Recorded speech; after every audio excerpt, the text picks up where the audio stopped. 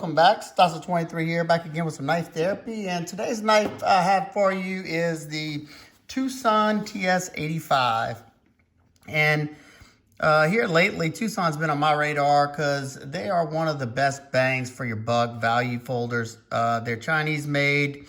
They're strictly sold on Amazon, as far as I know, through Amazon auction. And they have some, buy it now type sponsored links.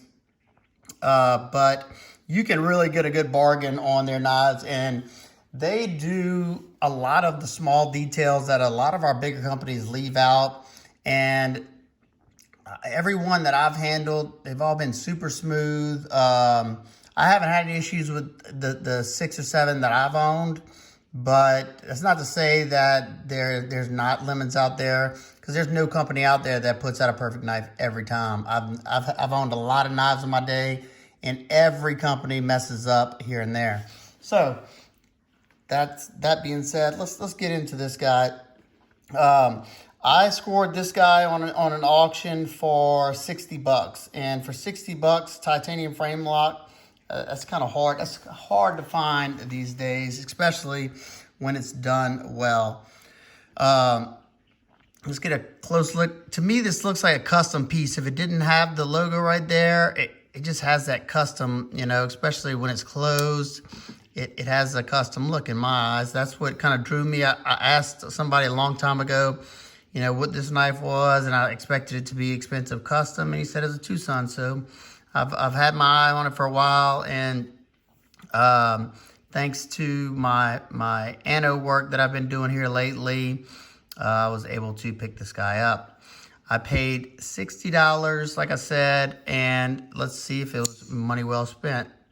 You have a nice Warncliffe shaped blade. I guess you could almost call it sheep footish warning, with a satin grind. You have a nice top swedge right here to give it some added angular look. Very well done. You have satin finish on your main bevel and your flats. This swedge right here has a bead blast finish on it that we'll talk about later. They just barely missed the sharpening choil. You can see there's a little beard right there sticking out. Not the end of the world, especially for the price tag on this guy. Let's flip it over. Well, you got the TwoSun logo on this side. Flip it over on this side. You have the maker, the designer of this guy, the designer of this knife. I think that's the designer right there. I could be wrong. There's the blade steel right there. So not bad. Flip it back over. You have jimping up top right here. That's functional. It'll bite in whenever you press down. As you can see, it's kind of wide. I'm not always the biggest fan of the wide jimping, but it's okay on this guy. Let's close this guy up. You can see you have quite a big flipper tab right there. Flipper tab's not my favorite thing because it has that hook on it. It's not that uncomfortable, actually. They did a good job. As you can see, they have a chamfer going around the side, so there's nothing sharp right there, and that's rounded right there, the tip. But you see, you see that? There's like one little jimp right there that catches your finger just right. And watch this out, rockets out. This thing has recoil. I mean, you can push button it. You can light switch it. It comes out with authority when you push button it. It's riding on ceramic bearings, ceramic detent ball. They also give you a detent ball ramp. I don't know if you can see that right there. Let me shed some light on it. See the detent ball ramp by the lock face right there, that little divot. Very nicely done. I mean, that's something that you usually have to pay, big bucks to get those little details so far. And this is one of their older models. The models they're doing now are even way more refined and fine-tuned. Let's go back to the scales. You just have flat ground titanium slabs. They have no internal milling on this guy. You do have a deep chamfer going all the way around the scales that keeps it, kind of have that contoured feeling in the hand. It does fill out the hand rather nicely because of the width of these scales. They're not overly thick. They're definitely in that, you know, ½ inch range.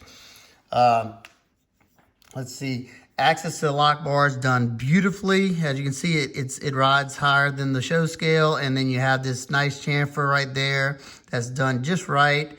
There's your lockup on this guy. And you have a steel lock bar insert. You have a somewhat of a decorative, you have a decorative pivot right there. It's a T8. I love seeing that. And just a flat side on this side with some milled sections around it.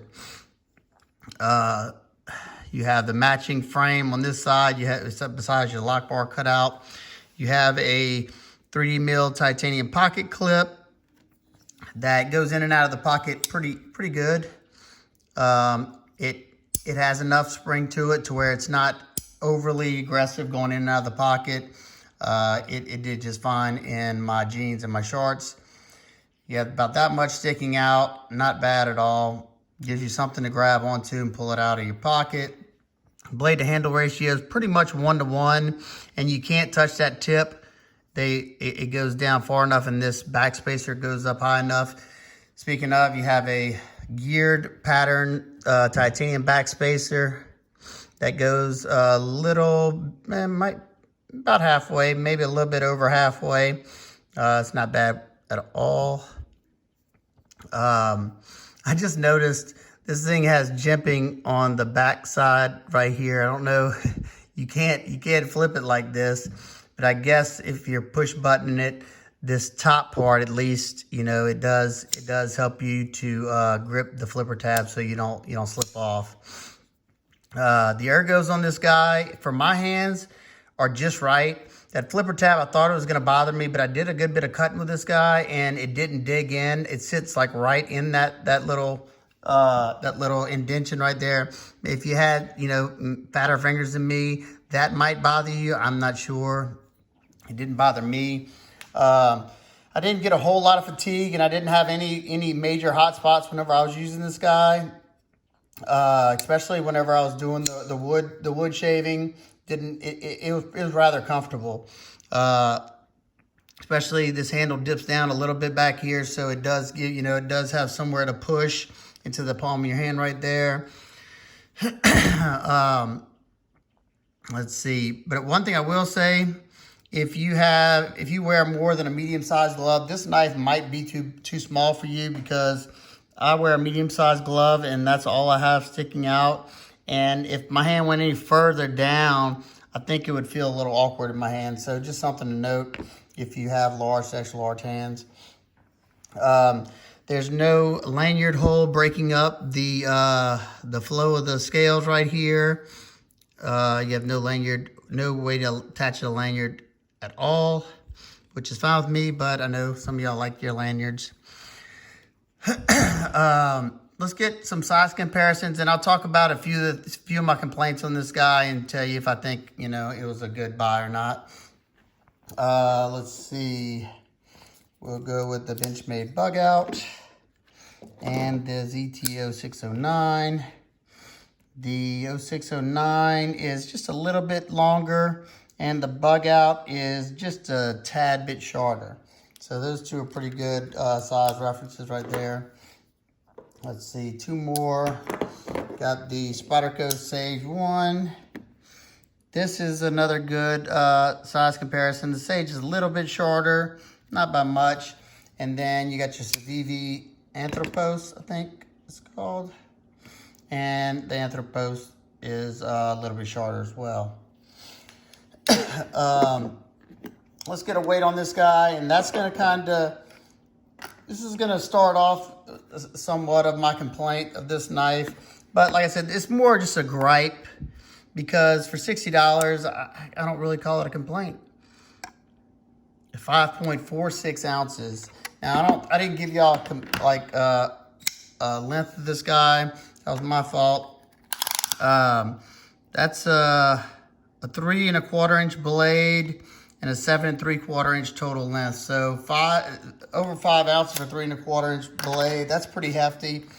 And that's mainly because you have this big chunk of D2 You have these big slabs of titanium that haven't been milled out, and plus you have this solid titanium backspacer and pocket clip. So it's no wonder why it weighs that much. It wasn't unruly in the pocket, but I will say whenever I carried this guy, I usually carry a backup knife or 2 knives with me just because I enjoy doing that. But when I carried this knife, this was the only knife I carried on me. But I will say this is a nice blank canvas for any modders out there. Anytime you have a flat scale like this, that's, doesn't have anything going on with it, you can do a lot. You can carve into this, do some crazy anno patterns in this. I'll probably do my TS85 finish to this guy. I think it would be a good one, look good. My buddy B. Wallace did his, and it came out really nice. So definitely one that I've been thinking about doing.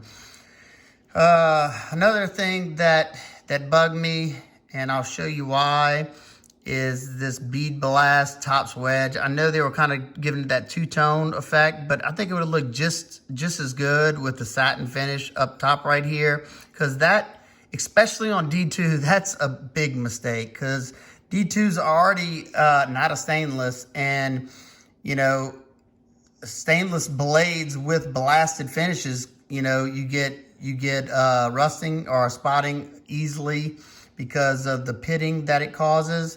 And this guy already has rust spots on it, and I've only pocketed it whenever I might have been sweating, maybe once or twice. But I did spray it with EDCI, and EDC solution, and it's still, getting a little bit of rust spotting. So that's something that I'll probably remove and maybe put a satin finish on it, or I don't know, I'll probably maybe acid wash the blade after I do my finish to the scales. I don't know. Y'all tell me what y'all think. But overall, I like the knife. It's probably gonna become another shop knife for me. Whenever I'm in the shop doing mods and anno work, I always have, a knife that I can beat on, because I cut sandpaper with it. I pry, stuff that's, I super glue things down to things, and I pry it up with it, scrape with it. It's just knives that I know I can easily buy again, and they're just gonna work for me, Before this knife, I use a lot of the Ganzo knives for that, just because they're cheap and they're effective. And this guy is from the cutting I've done, it's impressed me. I know the guys my buddies, the HRC police, they've done Rockwell testing on a few of TwoSun's D2 blades, and they've all came in like the 60s, I think. So I'm definitely good with that. That's what I think they advertise it as, and I believe it, because this thing held an edge really, really nice. I bought another TwoSun as well, an M390, and it did okay, but it didn't do as good as this guy. So my final thoughts, for the $60 I paid, I would say all day, every day. I would say I probably wouldn't spend more than $80 on this guy. That's just me. But if you like the design and you're willing to pay more, that's cool. Nothing wrong with that. I've overpaid on certain things, and it might not be overpaid to you, but it's definitely a snappy action, fun to use, pretty good cutter for how thick the blade stock is. They thin this guy out pretty darn good, as you can see. It's not the thinnest, but it's thin enough. If you have any questions about this guy, leave them down in the comment section. Y'all let me know what y'all think about TwoSun knives down. I like to have discussions with you guys and girls. Let me know what y'all think. Let me know if y'all like the TwoSun videos, if y'all want to see more. Because if y'all want to see some more of these, I'll get some more off of eBay. If you like this video, give it a big thumbs up so I know you're enjoying the videos. And if you're not already, please hit that subscribe button.